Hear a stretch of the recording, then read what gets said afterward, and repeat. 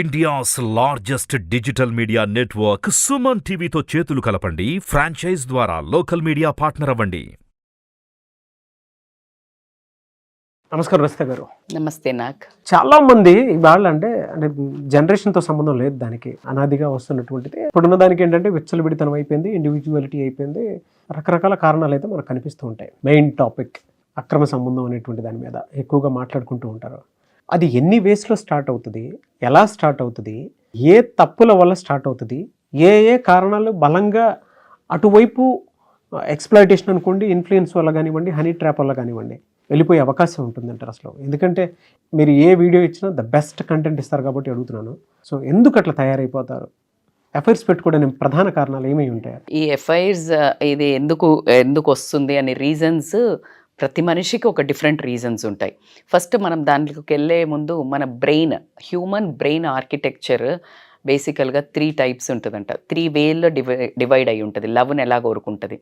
ఒకటి వచ్చేసి sex drive, ఇంకొకటి వచ్చేసి రొమాంటిక్ లవ్, ఇంకొకటి ఏంటంటే పార్ట్నర్ అటాచ్మెంట్. ఈ 3 తరహాలో ఇట్ వాంట్ సాటిస్ఫై 3 రకాలుగా. సో దీనిలో ఈ 3 నుంచి ఎందుకు ఆ వైపుకు దిశగా వెళ్తారు అనే కొందు బేసికల్గా ఫేమస్ సైకాలజిస్టులు వై దిస్ ఇలిసిట్ రిలేషన్స్ ఎందుకు వస్తున్నాయి, ఎఫ్ఐఆర్స్ ఎందుకు వస్తున్నాయి అని అనుకున్నప్పుడు ఏం జరిగిందంటే బేసికల్గా ఒక్కొక్కళ్ళది ఒక్కొక్క అవగాహన. ఇప్పుడు ఒకరికి ఎందుకు వెళ్తారు అని అడిగితే చాలా మందిని కనుక పరిశోధించినట్టయితే ఏంటి అంటే, ఫర్ ఎగ్జాంపుల్ ఒక మంచి ఏజ్ అంటే పెళ్ళయ్యాక ఒక 5 ఏళ్లకో 10 ఏళ్లకో 15 ఏళ్లకో ఒకరు వచ్చి ఎంత అందంగా ఉన్నారు, లేకపోతే యూఆర్ లుకింగ్ హ్యాండ్సమ్ అని, ఒక అమ్మాయిని అందంగా ఉన్నావు అనగానే వావ్ ఇంకా స్టిల్ నేను డిమాండ్లో ఉన్నానా, స్టిల్ నన్ను అడ్మైర్ చేస్తున్నారా, వీక్ మైండ్ ఉంటే పడిపోతారు. ఫసక్ మీరు అన్నట్టు అది అలా ఒకళ్ళు రీచెక్ అంటే వాళ్ళు reassurance still I'm eligible, still I can అనే ఒకటి వాళ్ళల్లో ఒక ఉత్సాహం ఎక్సైట్మెంట్ కలిగి అది ఒక దిశగా తీసుకెళ్ళడం.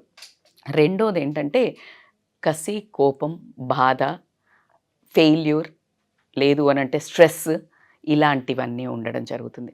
మూడేది ఏంటంటే బోర్ కొడుతుంది, టైంపాస్, ఎవరో ఒక ఫ్లర్టింగ్ నుంచి వెళ్ళడం జరుగుతుంది. సో ఈ కారణాల వల్ల ఉన్న అన్నిటినీ చూస్తే ఒక ఎఫ్ఐఆర్స్ని అది మంచిదా కాదా అనేది మనం ఎండలో డిస్కస్ చేసుకుంటే పరిణామాలు డిస్కస్ చేసుకుందాము. బట్ క్విక్గా నేను ఐ వాంట్ టు సూత్రం లైట్ అంటే కొంతమంది చాలా బాగా చెప్తారు వాటి గురించి కూడా. సో దాన్ని ఎలా మాట్లాడదంటే దీంట్లో ఫస్ట్ వచ్చేసి మోస్ట్లీ లస్ట్ ఎఫ్ఐఆర్స్ అంటారు. లస్ట్ ఎఫ్ఐఆర్స్ అంటే ఏంటి అంటే మేజర్గా ఐడియా ఏంటంటే just to go for a sex, అంటే వీళ్ళని వాడుకోవడం వదిలేయటం అనే ఉద్దేశంతో తప్పించి పెద్ద సీరియస్గా ఈ రిలేషన్ని కంటిన్యూ చేద్దాము, ఎవరెవరి పార్ట్నర్ని వదిలేద్దాం అనే ఐడియా ఇద్దరికీ ఉండదు. జస్ట్ ఫర్ ఫిజికల్ సాటిస్ఫాక్షన్ కోసం ఎంటర్ అవుతారు. కానీ దానికి మాస్క్ ఏమని ఉంటుంది అని అంటే ఎమోషనల్గా అరే ఇష్టపడ్డాము, లేకపోతే నువ్వంటే ఇష్టం, నువ్వు లేనిది ఉండలేకపోతున్నావు, ఎంత బాగున్నావు తెలుసా, నీ కళ్ళు అలా ఉన్నాయి, నువ్వు ఇలా ఉన్నావు, నువ్వు ఈ డ్రెస్లో బాగున్నావు, ఇలా ఒకరికొకరు. లేకపోతే అమ్మాయి అయితే నువ్వు చాలా బాగా చూసుకుంటున్నావు, నన్ను కేర్ చూపిస్తున్నావు, ఇలా నాకు ఎవ్వరూ చెప్పలేదు, అలా ఒక మాస్క్ వేసుకొని ఎంటర్ అవుతారు.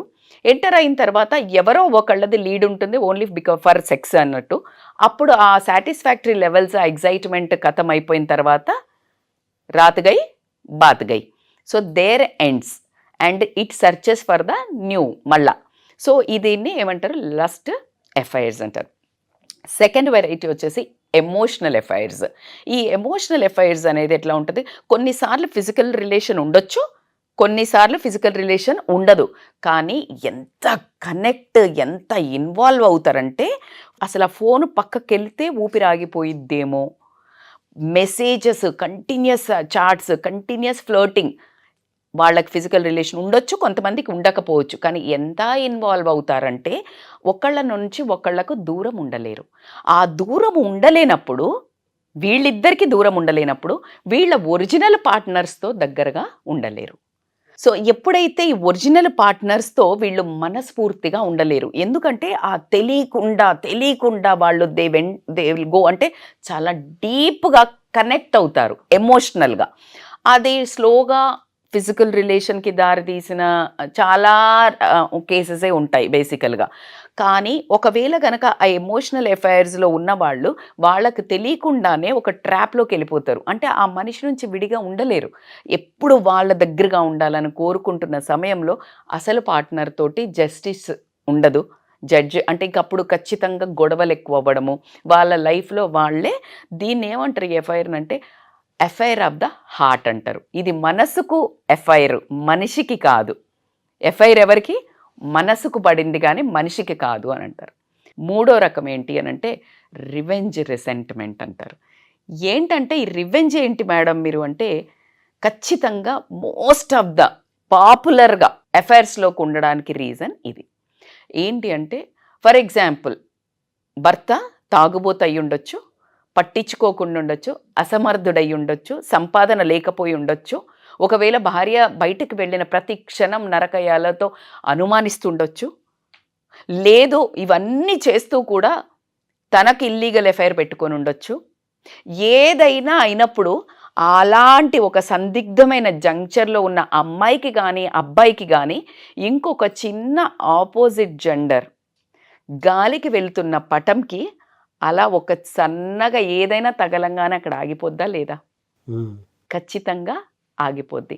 ఎగ్జాక్ట్లీ అంత భయంకరమైన అలాంటి జంక్షన్లో ఉన్న ఒక అమ్మాయికి కానీ అబ్బాయికి కానీ ఎవరైనా కాస్త ఓదార్పు మాట షోల్డర్ ఇచ్చావా, అది మీరు ఇందాక ఒక వర్డ్ అన్నారు హనీ ట్రాప్ అని. అలాంటి ఎమోషనల్గా ఎవరైనా బాధపడుతున్నారు అనేది చెప్పుకోవాలంటే భయం అయ్యే పరిస్థితి మాత్రం ఉన్నది ఇక్కడ. ఏంటంటే ఊరికే ఆపుకోలేక, దుఃఖం ఆపుకోలేక, బాధ ఆపుకోలేక ఆపోజిట్ జెండర్కి ఎవరైతే షేర్ చేసుకుంటారో the other person will take an advantage. ఆ అడ్వాంటేజ్ తీసుకున్నప్పుడు నువ్వు ఎంత దూరం పోతావు, అక్కడికక్కడే నీకు డిస్కనెక్ట్ అయ్యి బయటకు వస్తావా అనే తెలివి ఈ వీళ్లకు ఉండగలిగితే గనక ఆ ట్రాప్లో పడరు. లేదు వర్డ్ని పట్టుకొని ఎక్స్ప్లాయిట్ చేసి రిలేషన్ని చాలా దూరం వెళ్ళిన తర్వాత ఫస్ట్ కమిట్మెంట్ తెలియని తరంలో వెళ్ళిపోయిన తర్వాత తెలియకుండా ట్రాప్లో ఉండాల్సి వస్తుంది కొంతమందికి. లేదు అంటే బ్లాక్మెయిల్ కానివ్వండి, లేదు అని అంటే కనుక ఇంకొకసారి తప్పు చేశాం కదా ఒక కన్సోలేషన్ దొరుకుతుంది. ఎందుకంటే ఇక్కడ ఇంటికి వచ్చే వరకు ఇద్దరికీ సుఖ సంతోషాలు లేవు, మోసం ఉంది, అండర్స్టాండింగ్ లేదు, బాధ ఉంది, భరించాల్సి వస్తుంది. అక్కడికి వెళ్తే ప్లెజర్ ఉంది, పీస్ ఉంది, కంఫర్ట్ ఉంది, ఓదార్పు ఉంది. ఇవన్నీ ఇంగ్రీడియంట్స్ ఇక్కడ మిస్ అయ్యాయి. Why people love to go for biryani? ఇంట్లో వంట బాగా చేయలేకపోతే ఆఫెన్గా బిర్యానీకి వెళ్తారు. ఎందుకు? ఇంట్లో రుచికరంగా లేదు, కనెక్షన్గా లేదు, ఇష్టంగా వండుతలేరు, పెట్టేటప్పుడు ఇట్లా పెడుతున్నావు.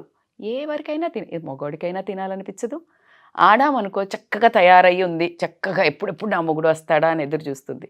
ఏ తాగుబోతో లేకపోతే ఎవరితోడో తిరిగో సంపాదన లేకుండానో ఒక భర్త ఇంటికి వచ్చినప్పుడు ఆ భార్య పొజిషన్ ఏంటి? అవును, అది నువ్వు కరెక్టా కాదా judgment we are not boss here it is purely your life. ఆ అమ్మాయిని పెళ్లి చేసుకొని కొన్నంత కోరికలు కట్టుకొని అమ్మాయి కానీ అబ్బాయి కానీ ఒక రిలేషన్లోకి ఎంటర్ అయినప్పుడు ఈ ప్రజెంట్ మీద కంట్రోల్ లేకుండా పాస్ట్లోకి వెళ్ళినా ఫ్యూచర్ కనిపించకపోయినా జరిగే పరిణామాలే ఈ affairs. Connection continuous, wifi connection ఉంటేనే కదా సినిమా వచ్చేది.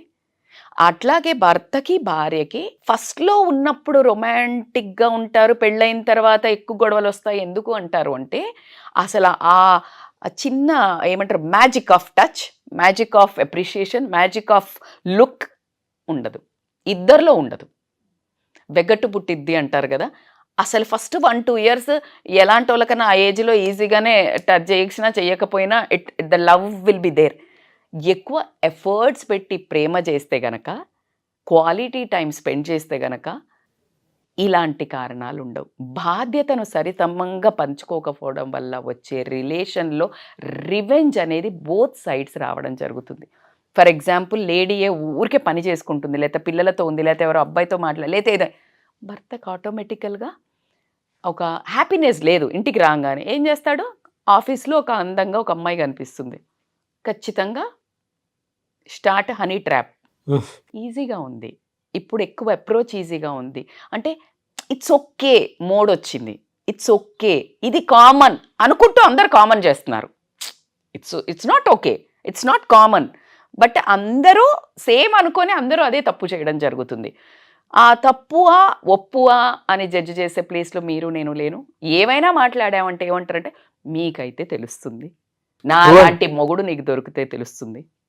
కరెక్టే కదా మరి. పాపం ఆమెను వచ్చి కొట్టినప్పుడు, ఆడు ఇంకెవడితోటో తిరుగుతున్నప్పుడు, ఆడు మళ్ళీ నరక యాతన పెట్టడం ఈ సిగరెట్లు గీచినప్పుడు, లేకపోతే నీకు ఫోను మాట్లాడితే ఎవరు అని చెప్పేసి నీకు అర్హత లేనోడు కూడా నిన్ను క్వశ్చన్ చేసినప్పుడు వచ్చే పౌరుషం కానీ ఉక్రోషం కానీ నిన్ను చెడు మార్గాలకు పల్లించే అవకాశం అన్ని వేళలా ఉంది.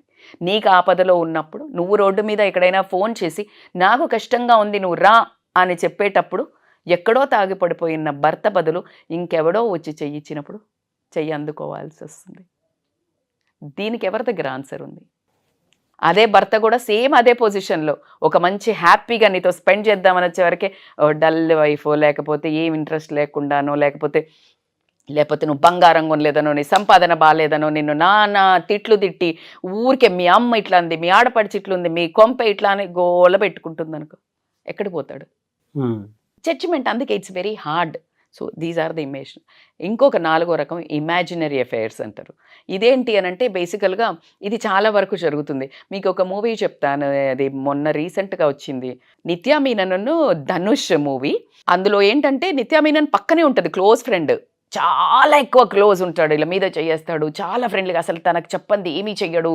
అలా ఆమె ఏంటి ఇమాజినరీ అయిపోతుంది. హీఈస్ లవింగ్ మీ, నా లైఫ్ ఇతనే మొత్తం డిసైడ్ అయిపోద్ది. కానీ ఆయన మనసులో ఇంత కూడా ఉండదు కొనాకెళ్ళి చూస్తే. ఇమాజినరీ అఫైర్స్ అలా పెట్టుకొని తను పెళ్ళికి ఎన్ని సంబంధాలు చూసినా అసలు ఓకే చెప్పదు, యాక్సెప్ట్ చేయదు. Because she is imagining he is loving me and I am loving affair, one sided affair. అలా పెట్టుకుని మానసికంగా ఇది మోస్ట్లీ అదే నాకు పేరు గుర్తుకు లేదు, but I can connect to this imaginary అనగా లవ్స్ ఎ లాట్. ఇంకొక మూవీలో సమంత కూడా నాగ చైతన్యాన్ని తర్వాత తను వదిలేసిన తర్వాత మళ్ళా అమ్మాయే పెళ్లి మజిలీ సేమ్ అది కూడా అంతే. సో ఇలా కొన్ని అట్లా అంటే రియల్ లైఫ్లో కూడా వాళ్ళ ఆఫీస్లో ఊరికి అక్కడ కూర్చుంటారు కాబట్టి సరదాగా ఫ్లోట్ చేస్తూ ఉంటారు ఆఫీస్లో కోవర్కర్స్.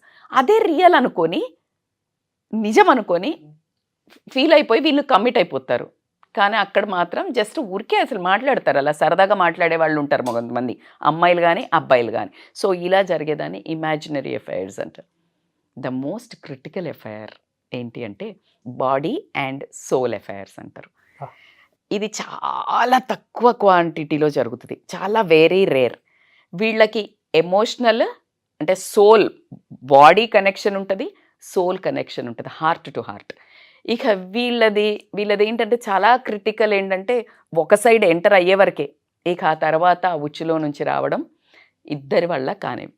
ఎంతగానో అలవాటు అయిపోతారంటే మనస్సులు అంటే పర్సన్స్ దూరం ఉన్నా కానీ మనసులు మాత్రం ఒకరినొకరును ప్రతి క్షణం కోరుకోవడం జరుగుతుంది. అలా కోరుకున్నప్పుడు వీళ్ళు ఇంట్లో ప్రవర్తించే పద్ధతి వేరే వాళ్ళను కనీసం దగ్గరికి కూడా రానివ్వకుండా అటువైపు రిలేషన్స్ని పూర్తి తరహాలుగా డ్యామేజ్ చేసుకుంటూ పూర్తి తరహాగా. ఇది ఎట్లా అంటే దీన్ని అసలు బాడీ అండ్ సోల్ కూడా కాదు, దీన్ని ఫిజికల్గా ఎమోషనల్ రిలేషన్ అఫైర్ కూడా కాదు, దీన్ని ఏమంటారంటే స్పిరిచువల్ అఫైర్ అంటారు. అసలు వాళ్ళకి ఏమీ కనిపించదు, ఏమీ వినిపించదు, దే విల్ గెట్ ఎంటాంగిల్డ్. అంటే పూర్తి బాధ్యతలు ఒకళ్ళదొకళ్ళు తీసుకోవడం, ప్రతి చిన్న విషయం ఇంట్లో ఏం జరిగినా లేకపోతే వాళ్ళ జీవితంలో ఏం జరిగినా వాళ్ళ పిల్లలకి ఏం జరిగినా ప్రతి ఒక్కటి షేర్ చేసుకోవడం విపరీతంగా. అంటే ఇంకా వాళ్ళకి ఏమీ కనిపించదు, ఏమీ వినిపించదు. అది స్పిరిచువల్ రిలేషన్ కింద వెళ్ళి వీళ్ళు ఆటోమేటిక్ ఈ రిలేషన్లో పడ్డ వాళ్ళు మోస్ట్లీ డైవర్స్ డెవోటీస్ కిందకి మారిపోయినట్టు. అంటే ఒకరికొకరు అడ్మిరేషన్ పోయి కంప్లీట్ దేనికంటే అంతే, ఇంకా సరెండర్, లైఫ్ సరెండర్. అసలు వీడికి సోయి ఉండదు, ఏముండదు. Psychological and physical dependent, psychologically and physical as you said. ఈ రిలేషన్ ఏమవుతుందంటే ఒకవేళ వీళ్ళు విడిపోవాల్సి వస్తే భయంకరమైన డ్రామా ఫేస్ చేస్తారు. They both will go in to the depression. And ఆ పెయిన్ మనం బోల్డ్ అన్ని సినిమాల్లో చూసాం, like F U S mean ప్రేమ ఎంత మధురం. It's not a joke. You don't have a control. బేసికల్గా లవ్ అంటే మనం హార్ట్కి అనుకుంటాం కదా, మైండ్ ఒప్పుకోదు. అలా ఎలా వెళ్ళిపోతారు, అలా ఎలా వదిలేస్తారు. Love is not regarding the heart, love is towards the brain.